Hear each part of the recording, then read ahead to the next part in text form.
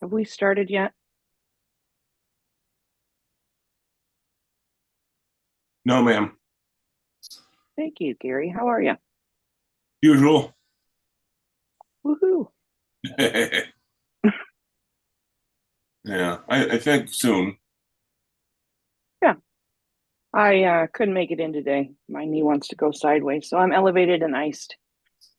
There you go. Yeah, I may or may not turn on my camera. It depends on what our lobbyist team does, if they make fun of me or not. Oh, Or well, you, for that matter. You'll probably make fun of me. I'll make fun of you if you want. Yeah, of course. You get my emails right? No. Good morning, everyone. If you take your seat, we'll get started. I'm Michael Linder. I'm one of the co-chairs of the Legislative Committee, and we're calling the Legislative Committee meeting for January 22nd, 2025. We can tell where my head is this morning. I call it to order at 10:41 a.m., a little late, but we're here. A roll call, please. Bates. Doherty. Mr. Doherty. Right here. Cute. Gripe. Right here. Molina. Molina present. Strathman. Strathman here. Linder. All right, good. We have remote And attendance. Gums, please. And Gums. I'm sorry. Gums is here. Thank you. Thank you. We have a remote attendance request from Ms. Gums and from Mr. Doherty. Without objection, we'll continue on. Chairman Linder, this is Molina. I also requested. Oh, I'm sorry, Ms. Molina. I have your note right here in my hand and I overlooked it. Ms. Molina also. No objections. Okay. May I have a motion for unanimous consent to approve the minutes of November 20th, or is anyone have a problem they need to address? Mr. Gripe moves. Second somewhere. It's unanimous consent. We'll let it go. Okay, public comment. Did you have any? Nope, we have no public comment today. We're going to move on to legislative update. Ms. Gums. Thank you, Mr. Chair. I'm sorry I can't be there in person. We do have our team online. They could do a brief legislative update. Also, you guys have gotten emails, so we'll get to those under new business. Okay, good. I see Louis online. You going to start, Louis? Hi, I'll turn it over to Greg to start with the federal update, and then I'll take over. Great. Okay, I didn't see you on the list here. I got the full list here now. Yeah, hi, Greg. Good morning. Good morning. Can you hear me okay? Yes, thank you. Flurry of activity in Washington. President Trump was sworn in as the 47th president this past Monday, and right out the gate issued a couple of numerous executive orders that we're keeping an eye on. Noteworthy for the county, we're particularly interested in the 90-day pause that's been ordered on funding appropriated under the Inflation Reduction Act, as well as the Infrastructure and Jobs Act. We're just sort of monitoring. There's not a lot of clarity yet on what funding may be paused. It's a 90-day pause. It's tied to whether or not the policies sync with some other executive orders that the president's issued. So that's the big ticket thing we're monitoring at the moment. Sort of repeating some old news, but still timely. We're keeping a close eye on the March 14th budget deadline set forth in Washington. Congress is operating under a continuing resolution. What that means is we are operating under fiscal year 24 funding levels. In December of last year, Congress passed another continuing resolution, keeps the federal government funded through, again, March 14th. We're waiting to see if Congress will follow regular order and try to pass all 12 appropriation bills as they're seeking to do for that date for fiscal year 25. That's important for Kane County because included in there are some projects that were requested by the congressional delegation that represents Kane County. So we're working with the delegation on those, but it's kind of out of our hands, and we're waiting for GOP. Excuse me. Somebody just came in by phone. Here. Okay, I they're think it done. went away. Thank you. Go ahead. So we're waiting, the Congress is waiting for top line spending levels to be set. So we have a lot of things happening. Executive orders came out. The GOP leadership wishes to push forth a thing called a reconciliation package, which could include a whole smorgasbord of tax cuts, immigration policy, other priorities for the president. And the timeline for that overlapping with the need to pass a budget by March 14th is putting a lot of pressure on the chambers, both chambers, to get things done. So it's a lot of hurry up and wait right now. So that's the major news out of DC. Pass it over to Louis and James. Thanks. I think hurry up and wait is a great way to put it. The new General Assembly was sworn in on January 8th, and then they took the next 2 weeks off. So we return to Springfield next week. They've been pretty slow to announce committees under the new GA. The House came out with its committees yesterday. The Senate has only announced committee chairs, but not members. So we're waiting to see the full list. February 7th is the next important deadline we have to face. That's the deadline where new bills will be filed. So far, there have been over 1,800 bills and resolutions filed that we're currently reviewing. After that, February 19th is the next key date. That is the governor's budget address. The state is expected to be facing some financial difficulties. Deputy Governor Manar sent a memo to agencies in November saying the state is facing over $3 billion shortfall and instructing them to look for savings wherever they can. Agencies are exploring ways to tighten their belts, and we'll know more February 19th once we see the proposed budget. But we will obviously be looking for the cuts and anything else that could affect the county. James, you have anything to add? No, I think that was spot on, Louis. I think to echo what you just said, the budget is going to be the primary objective this spring for both chambers. It's going to be the most difficult budget that they've had in several years, probably since Pritzker came into office, simply because of the massive shortfall that Louis mentioned. And I think it's going to be very contentious. I think it's going to be a long, drawn-out process. And the bottom line is that there's probably going to have to be spending cuts. There's going to have to be an increase in revenue. And there was a minor revenue, I would say minor compared to this year, revenue increase that was required to pass last year's budget, FY25. And the House Democrats barely had enough votes to get that passed. So when you compare the magnitude of last year's budget to this year, it pales in comparison. And I just think it's going to be a really uphill climb, and it's going to take several months of negotiations to finally land this budget. And then I think if you said it, Louis, I apologize. The only other date that is really pertinent for us is Friday is the bill drafting deadline. And so we'll get to this in a little bit, but we want to make sure that we have all of the bill drafting requests in by Friday. And then, as Louis said, the bill filing deadline is February 7th. Mr. Chair Gums. Yes, Gums. Thanks. In reference to the bill drafting, so you got an email with, there's two separate bill proposals out there for your review.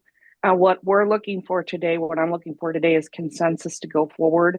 Once those bills are filed, we're looking for sponsorships, et cetera. But once those bills are filed, we'll put a full resolution in to go forward that way, because you all like to see the final drafts and things. So if Blair can pull those up, is this the appropriate time, guys, to pull it up, James?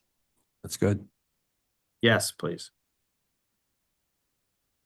So you guys got these emails. I don't know if anybody had any questions, but essentially we have two options here. This addresses the King County Cougars in specific, and then the Fabian properties that was included in your emails. So I don't have any objections. I would give my consensus to go forward and let our team do the work on this, and then we'll come back with a resolution. But if you guys want to go through them, that'd be great, James. And one thing I would note, sorry, I didn't mean to cut you off, Louis, is that this does not have to be the final version of the bill. We simply need to get this in for the drafting deadline. And then as this moves forward, we can, of course, negotiate amendments and various changes. This is really just to clear the initial hurdle of getting our request in the queue. Louis, go ahead. And just to simplify, there's two different bills. One only applies specifically to the Kane County Cougars and allows that transfer to occur. The other bill is a bill of general applicability that would apply to counties all across the state in terms of leasing state property, and it would assist with the Cougars as well as Fabian Parkway. And so we figure by doing two separate ones, based on discussions we've had with folks on both sides of the aisle, the Cougar standalone bill might be less controversial, but we also understand we have the issue with the Fabian Parkway property. So, you know, we figure we'll put in two bills and do our best to move both. Any questions for staff here? Before they go? So do we have consent, Mr. Chair, just consensus on these going forward? I don't have any Yeah. issues with them. I appreciate your work on it, fellas. Yeah, could we just have a show of hands for consensus on these bills? Nod. Nod. Ms. Bates? Yeah. Okay, oh, you're not in the committee. Yes, you are. Okay, well, I guess we have consensus, so let's go ahead. Mr. Chair, Yes, Ms. Bates. so we received these very late last night, I believe, and I was conked out and working on other county things, but can you give me the gist of it one more time about Fabian especially? What is the gist for the Fabian well- property? Is this it? The The second bill would allow it. second bill? Would allow us to lease any of our property. And we could possibly have some land on Fabian that we would lease. We might not. The first bill was specific only to the Cougars. The second one is more general. Counties can, and to all counties can lease their property. So the one about the Cougars was Was- if we wanted to purchase it or if? we Well, wanted to- we haven't, the What's board going hasn't on? discussed that at this point, but we're opening the Could I see door the so bill that if about we, the Cougars one more time, please? sure. So this is about leasing of real estate, also permitted when a property, structure, or facility owned by Kane County can be used for athletic purposes. So is this about, can somebody explain this to me again? Mavis, this is the specific carve out for the Cougars situation. Whether we get there or not is a whole different conversation, but this opens the door for us to have that conversation to begin with. It's only specific to the Cougars. And we're putting forth both pieces of legislation because there may be some pushback one way or another. I think that's a great effort from our team. Go ahead, Ms. Bates. So this is, in case we purchase the Cougars, we could lease it to the Cougar. In case we purchase the stadium, which is. Correct. We haven't Then we discussed would that have at this to- point, but this is the time the bills go in. So we're gonna get the Okay. bill in. Then we would be allowed to lease the property that we don't own to the Cougars if we wanted to. If we take possession of it. If we don't take possession of it, it's not our problem. If we take possession of it, yes, that would allow us to lease it back to the Okay. Cougar team. We haven't talked about taking possession, but this is the time that bills go in. So I guess it's the time to do this anyway. Mr. Greif. Mr. Chair, thank you. A quick question. So I understand if we took possession, we could lease it under this scenario. Would we have the ability to sell it in the future if we wanted to? I don't think that's a problem. Mr. State's Attorney? If we took possession of the Cougars, could we then sell the property? If we took possession of the stadium, I should say, could we then later sell the property? You can always sell, you can never, the leasing's the issue. Okay, yeah, that's what I thought. But Yeah, but the Forest Preserve cannot sell except that's a, gotcha here. I'm not gonna answer on behalf of the Forest Reserve. I don't represent them. But what I'll tell you is, the issue we have found is that while the Forest Reserve could lease out, county could not. But the county's always been able to sell its properties. So that's never been an issue. You could acquire it, you could sell it, but I believe when that was brought up as an option, that was summarily rejected by all involved parties. I believe it was summarily. so So we have a consensus to let these bills go forward. What we do with the Cougar situation is a totally different prospect for the board at a later time. But this is the time that bills are going in, so we're getting it in. Okay? Anything more? All right. While we're on legislation, Tom, why don't you go ahead? Transportation wants to give us a little presentation on. Sorry, I just had two minor issues to finalize our presentation. I'm sorry, just two things I wanted to mention Oh, before we sure. log off. We do have another initiative from Scott, the Director of Emergency Management, under the vehicle code. County emergency management vehicles are not allowed to have the traffic signaling devices when they're responding to an emergency. So Representative Ugasti is going to file a bill on behalf of Kane County to fix that issue. This is something that Scott's been working on for the past few months. But we have language prepared that should be filed in the next week or two. And then Right. the last issue is we need to work on quick take authority for the FINRA grant for the Randall and Hops Road intersection project. Okay. I believe there's about 25 million that they still need quick take authority on. So that's another issue. That's, I think, in DeWitt and Ugasti's districts. Okay, thanks, James. Anything else from you guys? No. Well, thank you very much for being here.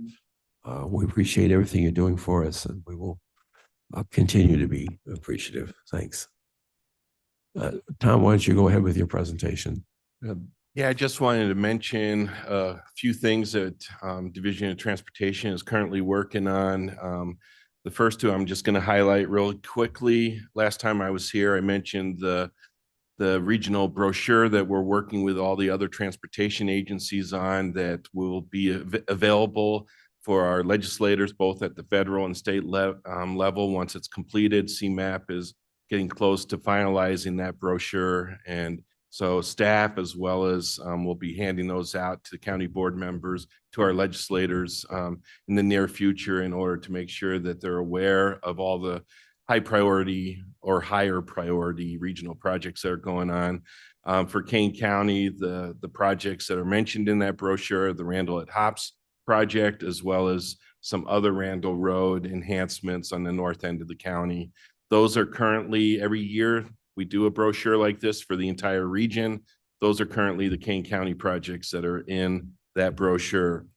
We continue, my second item, we continue to have discussions relative to the Metropolitan Mobility Act request or agency request. This is something that is of concern for Kane County relative to potentially not benefiting us when it looks at consolidating PACE and Metra and the CTA. And so we have some serious concerns, which we brought forward to this committee, as well as we've had a committee of the whole county board meeting and at transportation committee. This has been ongoing discussions. Those discussions are continuing. So I just wanted to mention that to you.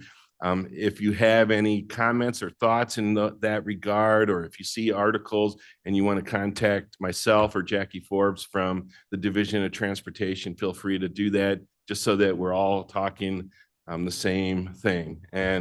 But again, you've had a number of hearings, at least for the county board members that were here last year. We've had a number of hearings on it. We continue at the staff level to say that we don't support the MMA approach because it will, we feel, be detrimental to PACE and Metra.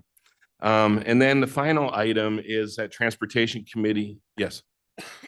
I have a question. Should I ask it now or in a second? Sure, go ahead. Okay, so a lot of nice people I know are supporting this, but I'm sure we have very good reasons ourselves to not support it.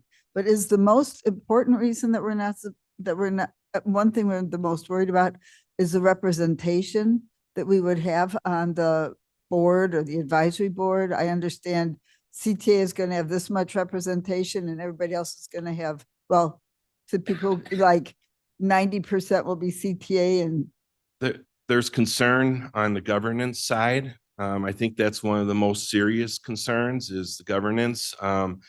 Right now, the collar counties, for the most part, the collar counties are not supportive of the proposals that have been presented because it would take away governance-wise from the collar counties. we're also concerned about funding. We are trying to enhance the pay system out here and also address Metro concerns. And there's obviously, you probably have read in some of the articles, there's funding concerns relative to the CTA. And so I think that the governance and the funding and our ability to address the future needs within Kane County specifically, as well as the collar counties, that those are the primary concerns. Good, important ones, yeah.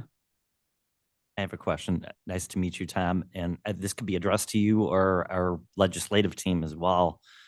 Is this something that's going to be called this session, do you think? It's probably better for our legislative team to talk about that. We're being told because of what they term the fiscal cliff, that this is an important issue to address within this year's budget. At the same time, as was mentioned previously by our representatives that are lobbyists for us, there's some funding issues. I think the governor announced a month ago that there's currently about a $3 billion shortfall, and then the money is being requested for the transit aspect is $1.5 billion. So I don't know if our lobbyists, anybody there available to maybe answer whether it's might be this legislative session. It's hard to prognosticate with bills, and you can never tell, but I will say there is a willingness to get it done this year. I mean, they were eager to try to do it last session that just ended January 7th, and yeah, even that was aspirational. But due to the number of statewide meetings that they've had, they've been visiting sites in Europe, and conversations we've had with the leaders on both sides of this, they're very eager to get this done this year. Now, whether it comes together in light of all the technical challenges that were just mentioned, we can't really tell, but yeah, chances are better than not that if they could, they would get this done right away this session. Thank you, Louis. Staff-wise, Jackie Forbes and myself are in a number of meetings every month discussing the issues, discussing with the other counties, other agencies, what are some areas that we agree upon, what are some things that we might be able to look at as far as enhancing our ability to make transit better in the region. And so there are discussions. I know the RTA has been working on some different aspects to continue to have the RTA as oversight, as well as giving them more authority. And so there's a lot of discussions going on. I don't think anything's close yet, but again, this is our legislators in Springfield. It's their oversight, and they have the ability to move certain aspects forward. We'll continue to have our regional discussions, and we'll continue to check in with our lobbyists too. And then the third item I wanted to mention is that Transportation Committee. Yesterday, we started some discussions in regards to requesting quick take powers for the acquisition for our improvement at Randall and Hops Road. And what I'm going to do is move to a fact sheet, and let's see if it moves. Oh, okay. Right here is the fact sheet on it. KDOT staff is recommending that we pursue quick take legislation in order to meet our obligation of letting this project by September 30th of 2026. That's for the 25 million in federal infra funds, and so we want to protect those, and the quick take process can be significantly shorter than the typical negotiation that could take years in order to accomplish. So it's important. We also do have some other funds that this would also protect that are going towards the grade separation just south of Hops Road.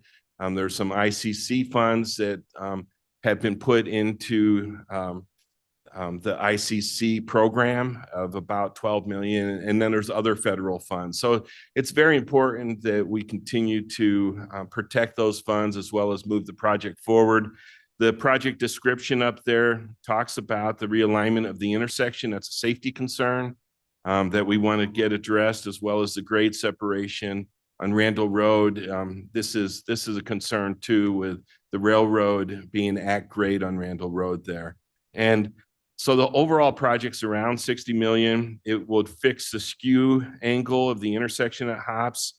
It would flatten the super elevation. I've heard different county board members talk about it's hard to actually see where your lane is going around the curves there. And so it would flatten out the super elevation there. It widens Randall Road to 3 lanes between, right now to the north, it's 3 lanes in each direction.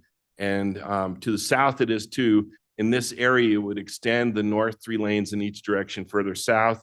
And then the railroad overpass, that would be taken care of, as well as there would be some bike ped improvements. The land acquisition, we're dealing with 9 property owners. We've sent out letters of invite as well as notification of the hearing that's coming up on January 29th. You've probably seen that posted in the building here.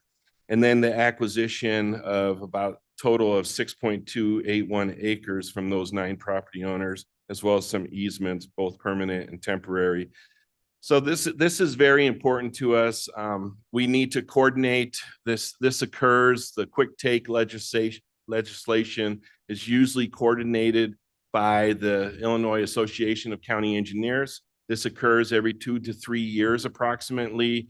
I think the last time this was done, McHenry County did some quick take on a portion of their Randall Road corridor 2 years ago. We're looking at now doing it on a portion of our Randall Road corridor. So we're looking at moving this forward, following through with all that's required under Illinois state law. And we'll be working again with the Illinois Association of County Engineers, as well as with our lobbyists. We have started to reach out to our legislators so they know that this is something that would be the next appropriate step to consider. And so this will take a few months to work through the process, but we wanted you to be aware that the Transportation Committee did review this at their committee yesterday, and they did approve it to move forward in the next step of the county board process. And then I just would show you just kind of a Wait plan. a minute. Oh. No. Ms. Bates? Could you describe quick take? Please. Quick take is a process that allows for kind of a expedited initial negotiation aspect. We will do our typical negotiations, but what quick take does is it allows for a preliminary judgment by the court. So it allows for a situation where in a shorter time frame, the county can get the properties in hand, as well as the property owners can get the payment of the appraised value that is initially agreed to in the preliminary Is it hearing. like eminent domain or not? It is eminent domain, yes. Oh, so So- this could be with or without the wishes of the owner? This could be against the wishes of the owners? It potentially could. 99% of the properties that we acquire are through negotiation. We will continue to make that our priority, is that we negotiate a proper and fair value. To the property owners, we've actually sent out a brochure that explains the whole eminent domain process, and another brochure that tells them what their rights are under federal law. Well, like for 0.052 acres, that doesn't look like it's gonna create a fight. That's not a lot of land, right? These are just small pieces of land that we're asking for the rights on. For By the the way, easements, easement. the overall 6 acres, most of that, if I show you the, Okay. Blair, can you take it? Yeah. If you could see the yellow area, that's most of that 6.2 acres is in the farm field in the northwest corner. North is to the right. Oh. And so that's where most of the acreage is coming from, is in order to realign Randall Road and to get rid of the skew for the intersection. But So- there were no objections by these owners? Well, we won't know until we actually start hearing from them. We have the hearing on January 29th, and they are being made aware of that hearing so that they can be in attendance if they desire to. Again, our desire is to negotiate this to the best of our ability. At the same time, we want to make sure that if the negotiations are not proceeding adequately, that we have the ability to, with all our projects. I mean, we also, yesterday, the Transportation Committee looked at what we call a project resolution. Any project we do a project resolution where the county board allows us the ability to do eminent domain. So any project we do, that is part of the process. Again, we do our best to make sure that it's the negotiation process that is carried out. Good, good. Okay. Thank So you. the owner of that farmland where the majority of that 6.8 acres is not aware of this plan yet? He hasn't been made aware of this?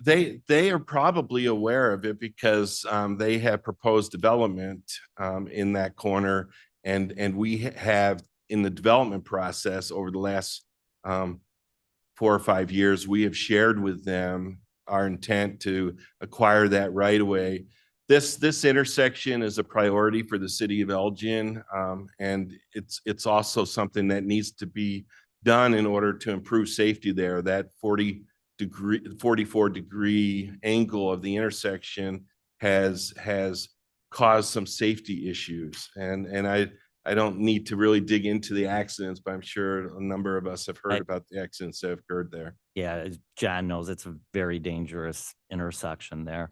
Is there a wall going to be proposed?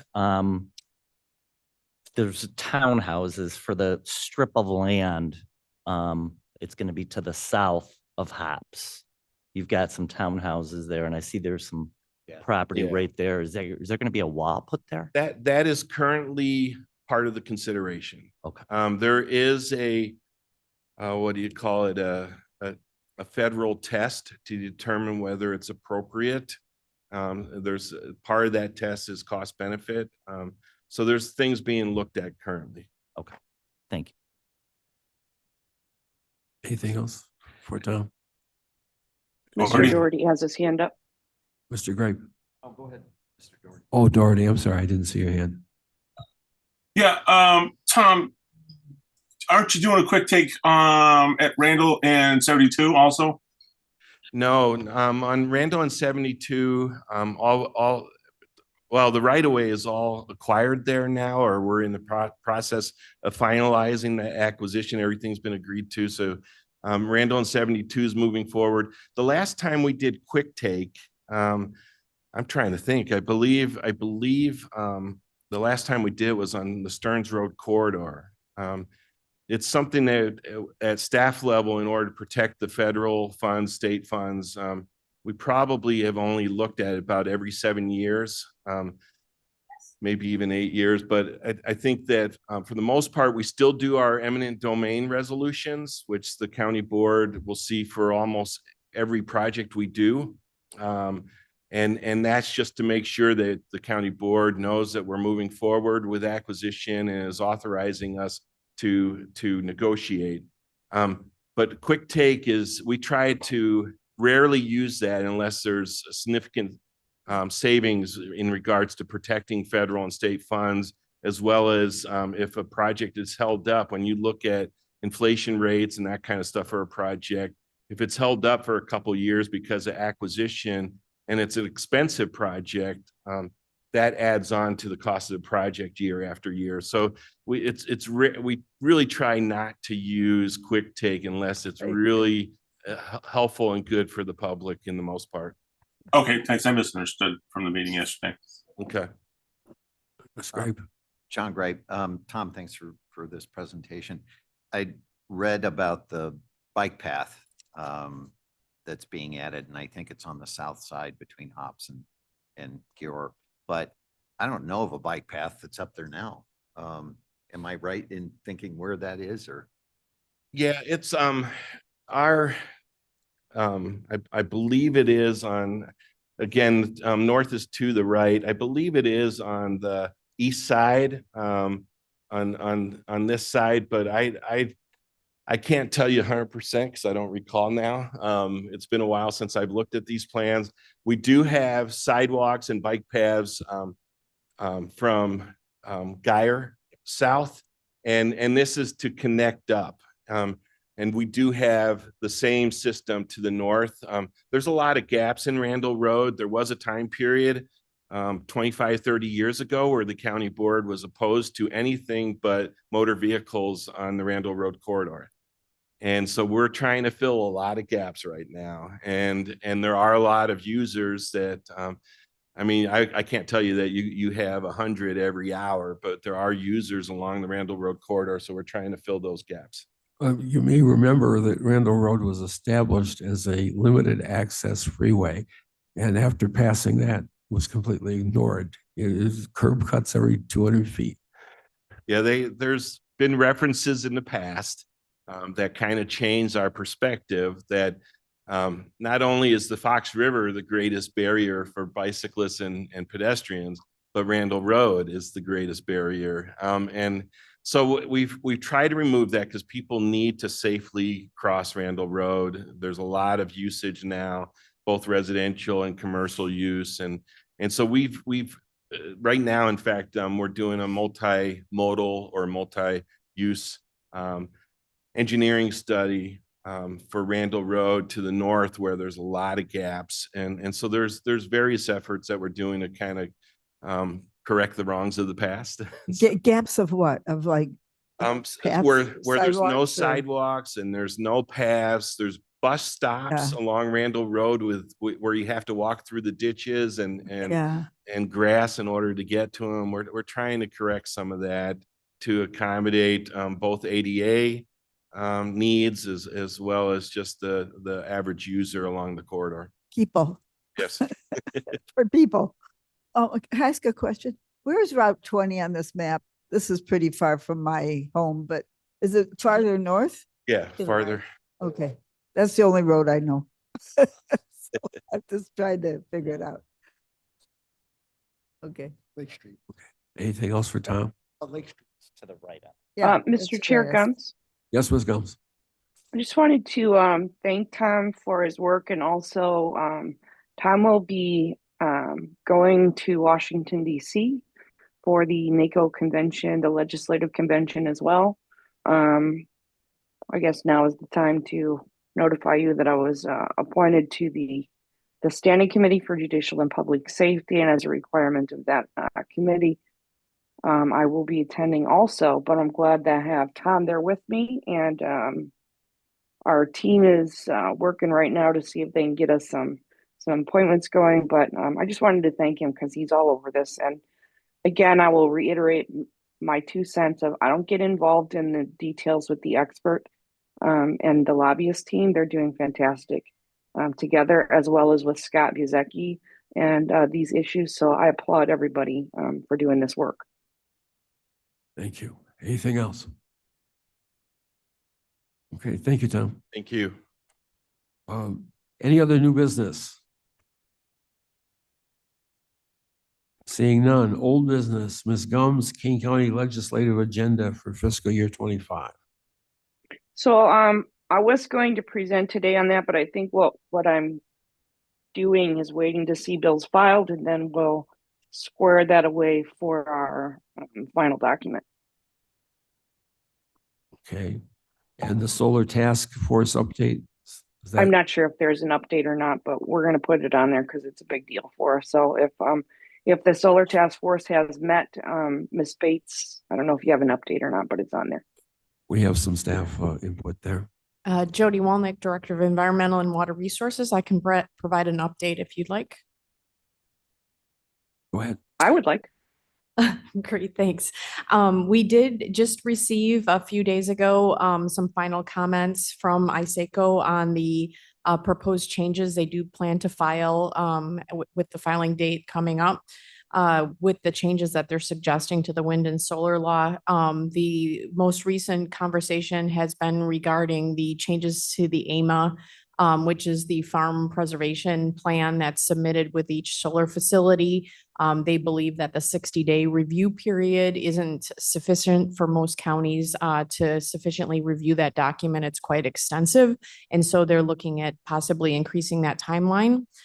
In regards to the items that I presented to this committee last, we did work with Mark Van Kerkhoff's department and propose some language that they are going to incorporate into those revisions, specifically to address some of the concerns that have come up with the solar fields that have come through the county and Cliff Sturgis's district regarding municipal planning areas. And the gist of it is that they're going to incorporate a statement regarding the municipal's adopted comprehensive plan, and that would provide the county the ability to deny a solar permit, as well as if substantial infrastructure investments have been made in the property, such as the road network or sewer, water, storm sewer improvements that have been made by the municipality with the intent to develop that property. So with Mark Van Kerkhoff's department, we kind of tweaked the language and are hopefully, I sent that to Cliff Sturgis to review as well.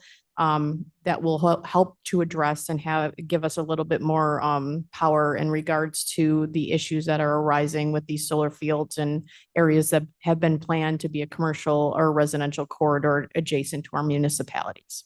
Any questions? Good idea. Mr. Chair Gums. Ms. Gums? Just quick question. Jody, can you just email that to me as well? Oh, definitely. Thank you. Sure. Yes, would you send that to maybe everybody on the committee or me? Thank you. Thanks, Jody. I'm glad you're here. Okay, anything else for new business? My comments, the only thing I'll say is I understand Ms. Bates' confusion about the old Cougar property thing.